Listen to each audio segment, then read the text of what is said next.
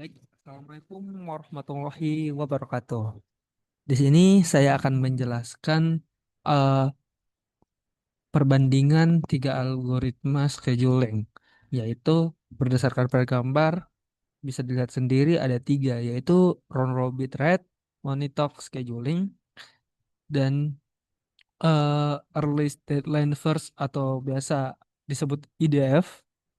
Nah, eh selanjutnya itu ada dua task pada tugas kali ini, yaitu T1 dan T2, yang di mana warna hijau mempresentasikan T1 sedangkan warna biru mempresentasikan T2.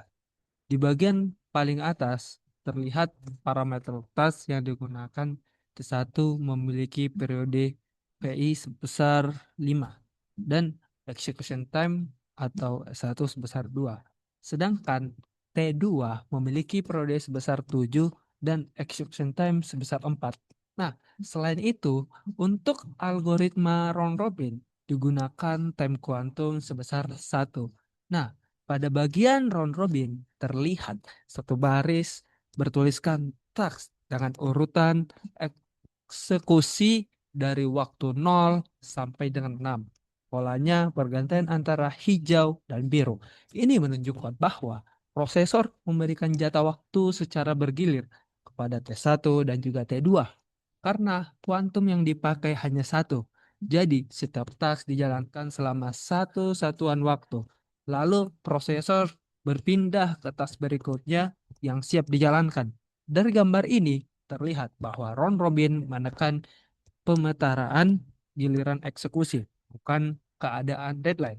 Nah, selanjutnya, bagian red monitor, mon, red monotic scheduling ada tiga baris utama, dari mana dua baris paling atas menunjukkan pola periode masing-masing task.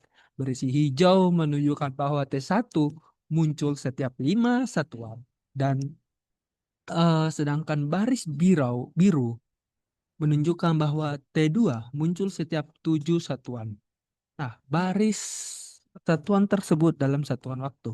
Baris paling bawah menunjukkan hasil eh penjadwalannya.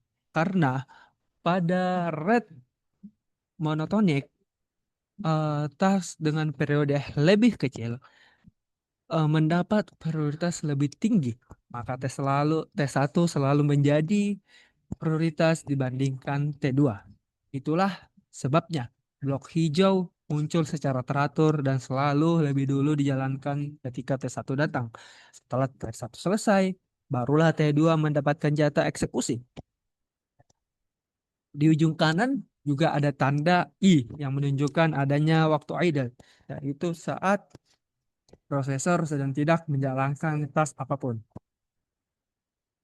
Pada bagian earliest deadline first atau yang biasa disebut IDF, bentuk tampilannya hampir sama, tapi aturan prioritasnya itu berbeda.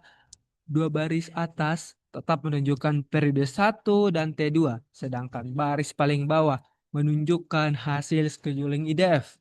Bedanya, pada IDF prosesor tidak selalu mendahulukan task dan periode paling kecil, tetapi mendahulukan task yang deadline-nya paling dekat. Karena itu, pola hijau dan biru pada baris hasil scheduling terlihat fleksibel. Ada bagian-bagian di mana T2 bisa mendapatkan giliran lebih cepat dibandingkan pada red monotonic. Nah, secara deadline, T2 pada saat itu lebih mendesak, sama seperti sebelumnya. Di bagian akhir juga terlihat tanda I yang menunjukkan waktu idle. Nah, jika dibandingkan antara round robin dengan IDF, round robin terlihat lebih sederhana karena hanya membagi waktu secara bergantian. Namun, algoritma ini tidak mempertimbangkan deadline secara langsung, sehingga kurang ideal untuk sistem real time.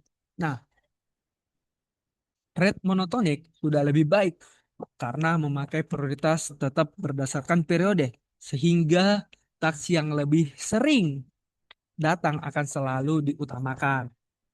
Nah, selanjutnya, eh, kekurangan dari rate monotonik itu adalah task dengan periode lebih besar seperti T2 bisa lebih sering tertunda. Sementara itu, IDF terlihat paling fleksibel karena dapat dianggap sebagai algoritma yang paling efisien untuk skenario ini karena penggunaan prosesor lebih optimal dan penjadwalan lebih sesuai dengan kebutuhan real time system. Nah, eh, round robin jadi pada intinya adalah round robin membagi giliran. Dan kemudian rate monotonik memprioritaskan task dengan periode yang lebih sedikit. Sedangkan IDF memprioritaskan task yang dengan deadline terdekat. Nah, dari ketiganya, IDF lah yang paling efisien karena paling mampu menyesuaikan penjadwalan terhadap kebutuhan waktu nyata. Mungkin sekian dari penjelasan saya, kurang lebihnya mohon dimaafkan. Assalamualaikum warahmatullahi wabarakatuh.